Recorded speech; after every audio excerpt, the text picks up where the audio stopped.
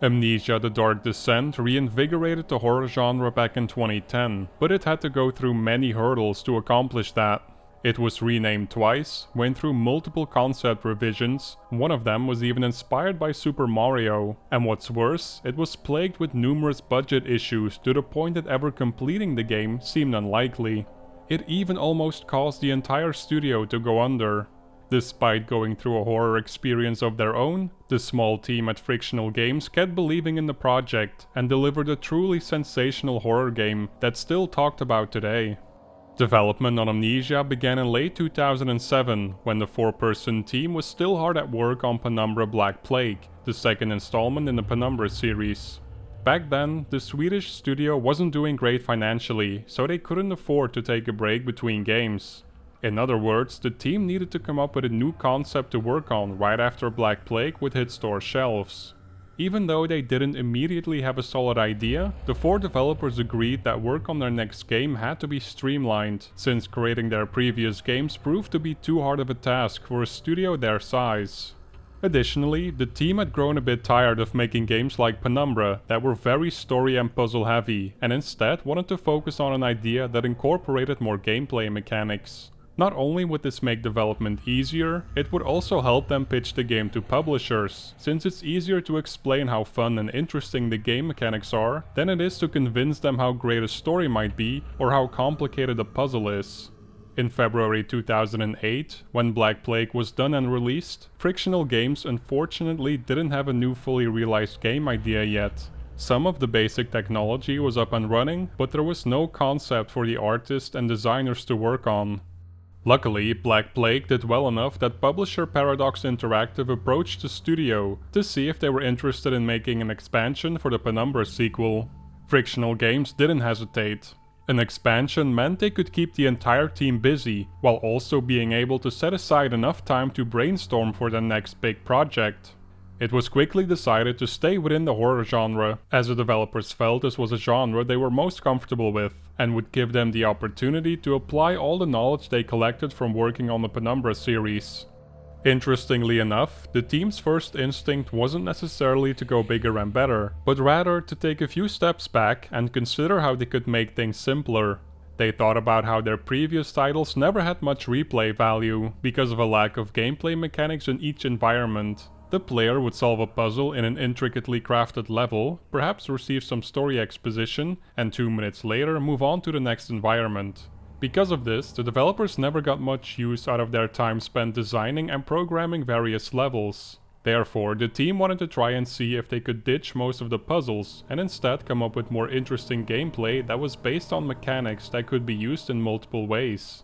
Inspiration for this new direction came from all sorts of places. Creative director Thomas Grip remembers how frightening it was to play Silent Hill 1 and 2, something the team wanted to recreate. Text-adventure games like Zork made the developers wonder if they could create puzzles in a 3D environment that were logical and felt like they belonged to the world, as opposed to puzzles in games like Resident Evil. Early on in development, they also looked at movies like Saw and Hostel, since they were very popular at the time.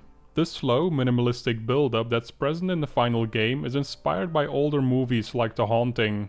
Horror games like Call of Cthulhu, Dark Corners of the Earth, and Lovecraft as a whole influenced a lot of the general atmosphere and designs throughout the entire development. One of the more surprising inspirations was Super Mario, specifically Super Mario 64. Mechanically, we started focusing on making the horror game equivalent to Super Mario. Short levels, simple gameplay, repeated mechanics, easy to understand goals, and an experience well suited for bite-sized chunks of entertainment.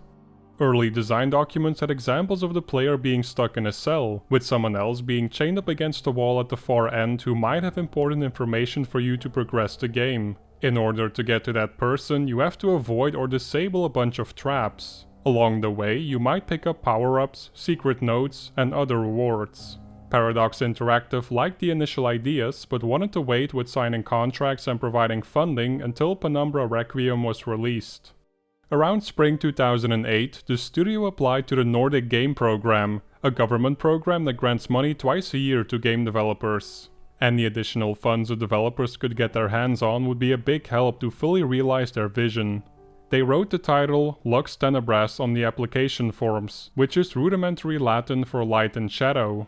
The name was strategically chosen to make the game sound more simplistic and less violent, and therefore more likely to be approved by the government. What's more, light and shadow also refers to a specific mechanic, namely that the darkness itself would be an enemy in the game.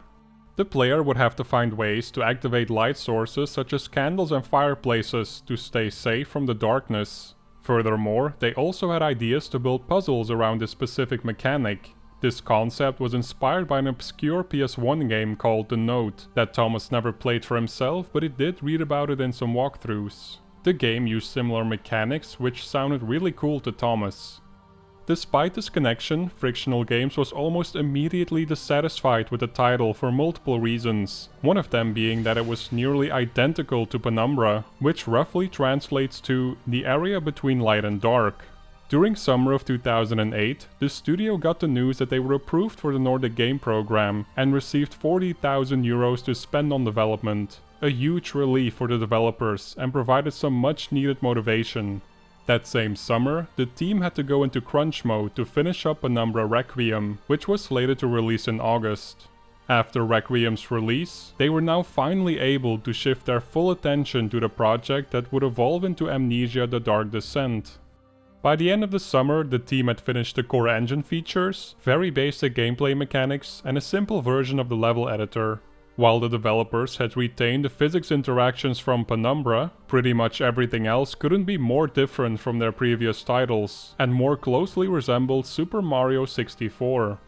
The game was divided into several hub areas that connected all of the game's levels. By solving certain quests, new levels would become accessible and eventually let the player into a new hub. Each level even saved stats such as quests completed, items found, and best completion time. The whole setup was very similar to Mario 64. One very important thing was still missing, however, a crucial gameplay loop that can be executed in multiple ways.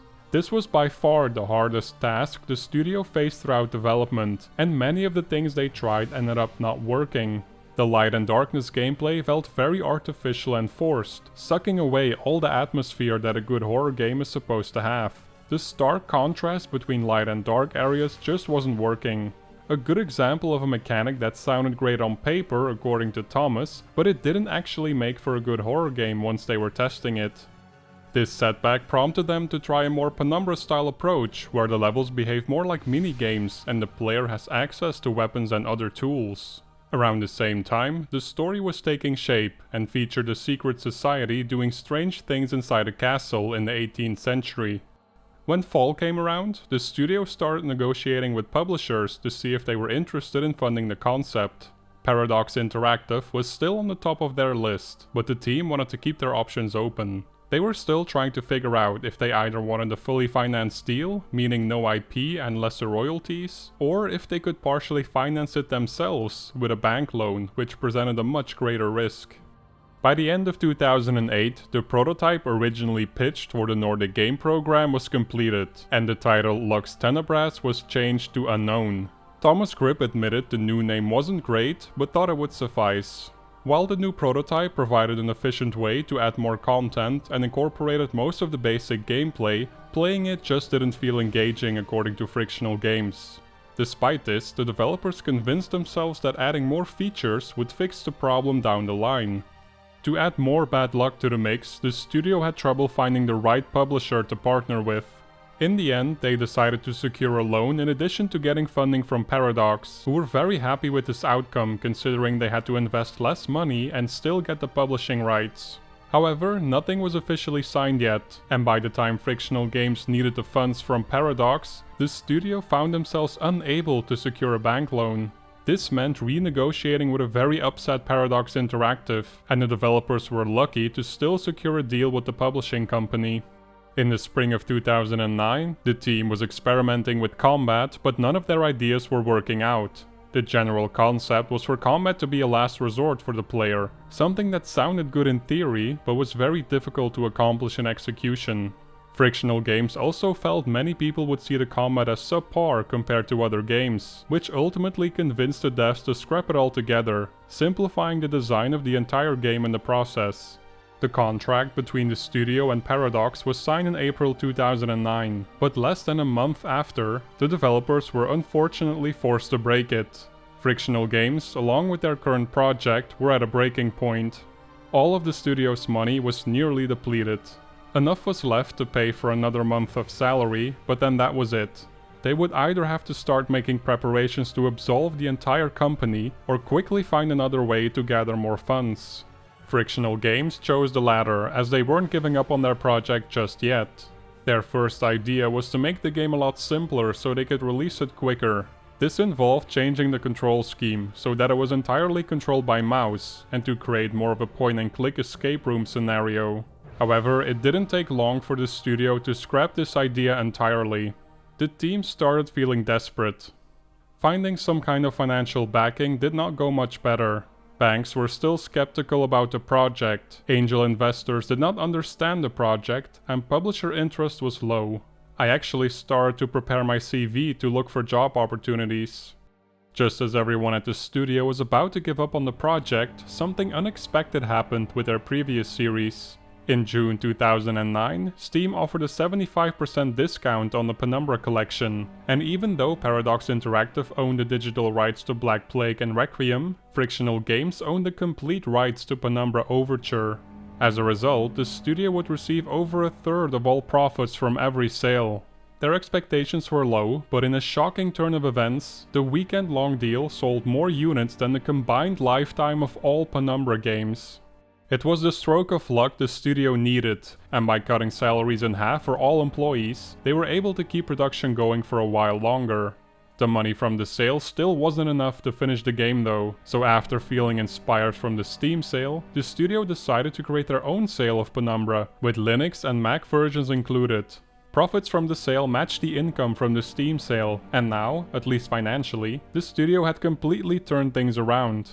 After seeing all the renewed interest in the Penumbra series, the developers decided it was best to step away from the Mario 64 hub design and focus more on crafting a much more linear experience that leaned closer to the Penumbra games. Their new motto during development even became, like Penumbra, but better. To save time and resources, they kept as many assets and level designs from previous development builds as possible. This shift in focus also made them reconsider the story. The previous storyline involved unorthodox scientists, but the developers now felt it was more interesting to explore the innate evil that humanity is capable of, and have it take place in the 19th century instead of the 18th. The narrative was influenced by the Milgram and Stanford prison experiments, and the acts done by Unit 731 during World War II.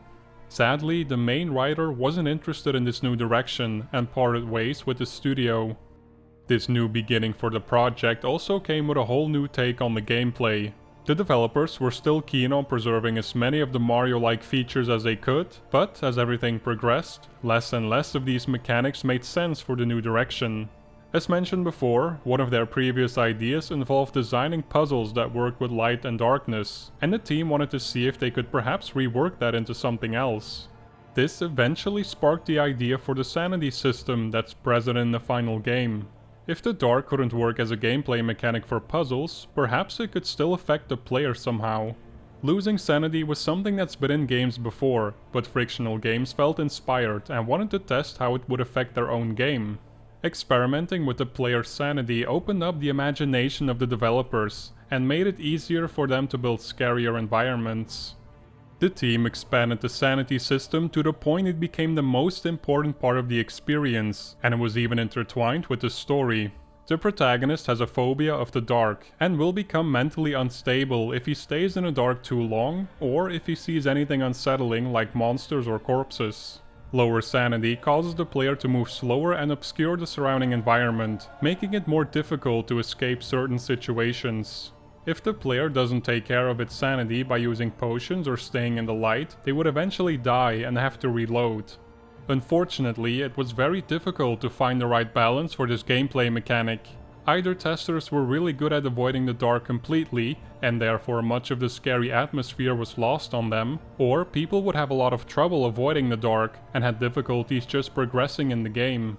Working on Penumbra taught the developers a very valuable lesson, which is to always ask if a certain mechanic needs to be in a game at all. Stripping out combat in a Penumbra sequel made it better, at least according to the team. So what if they just removed the sanity system? Well, they didn't cut it entirely, but the fail state was removed, and this vastly improved the experience for all testers. Around the same time, the studio felt like changing the title of their game once more, as Unknown proved to be unpopular. The team simply voted on a number of suggestions, and eventually landed on Amnesia: The Dark Descent. Fast forward to February 2010, when Frictional Games completed the first alpha build of Amnesia, one of the most important milestones during development. With this finished alpha build, the studio felt confident enough to set a release date of September 8th. However, they didn't have enough money to keep development going for that long, so the hunt for a publisher had to start again. In the meantime, the developers decided to make a discounted pre-order of Amnesia available to the public in order to raise extra funds. The reception was positive, although the pre-orders were sluggish.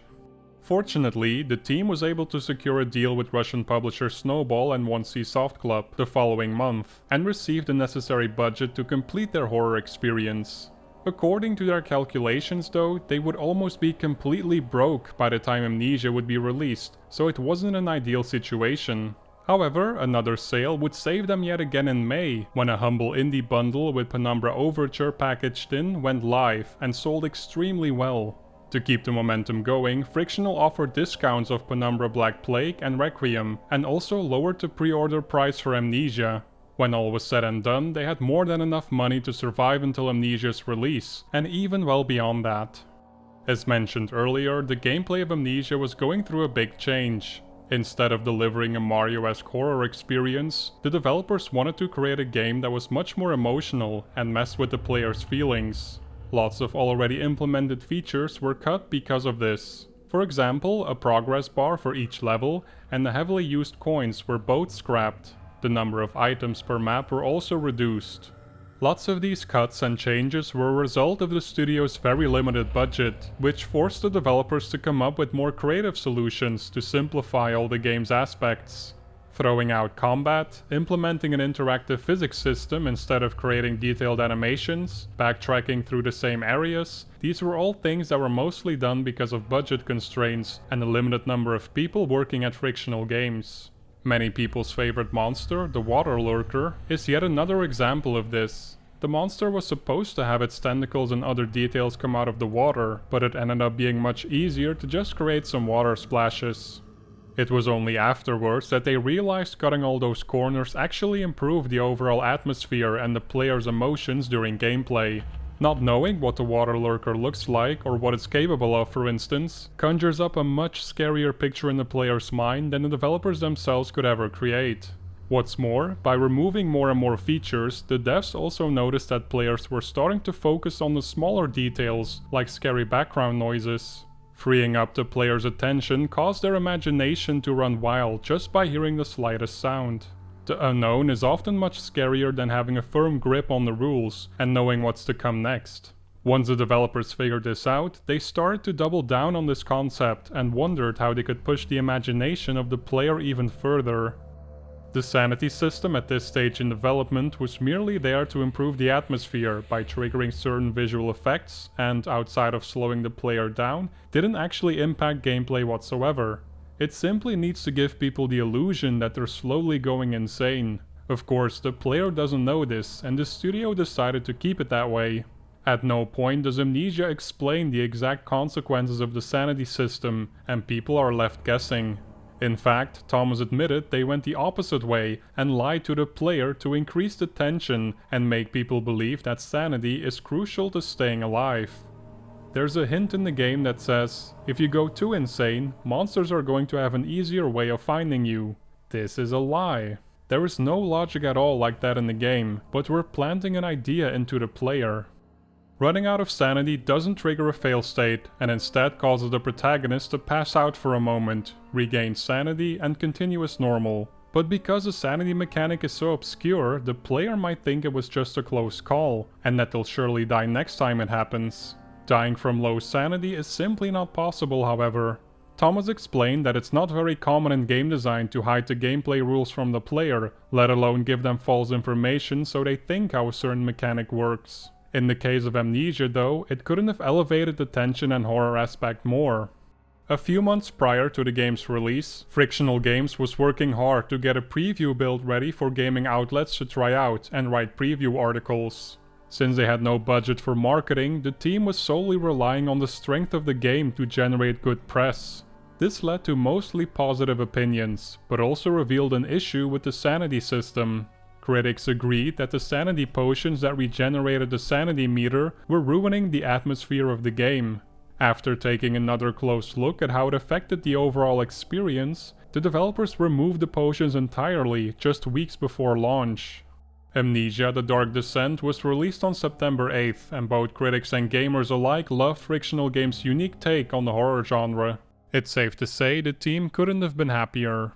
Personally, one of my own favorite moments occurred 5 days before release, when the IGN review went out. The game had scored 85% and was also given an Editor's Choice Award. For the first time, I felt that these 3 years of hard labor might actually amount to something. Now, just because the game was receiving critical acclaim, that doesn't necessarily mean it was selling great numbers. Before release, the developers had decided that if Amnesia didn't sell 24,000 units during the first 2 months, they would close down the studio, as they otherwise wouldn't have enough money to keep everything going.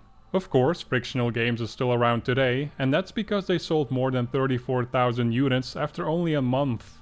By July 2011, that number increased to 350,000 units, and later in 2012, Amnesia had sold an estimated 1.4 million copies. Those numbers far exceeded the team's wildest expectations, and it meant they could now, for the first time ever, give everyone at the studio a proper salary. Their success led to an expansion, more installments in the series, console releases, and solidified Frictional Games' future in the gaming industry. Amnesia's development history is a perfect example of how important it is to experiment, always be open-minded, and to ask yourself if a certain gameplay aspect is really necessary for the overall experience that you're trying to deliver. Cutting certain elements might lead to some surprising results and inspire better systems. Furthermore, it shows the power of people's own imagination and how you can use it to your own advantage as a developer. Sometimes less is more.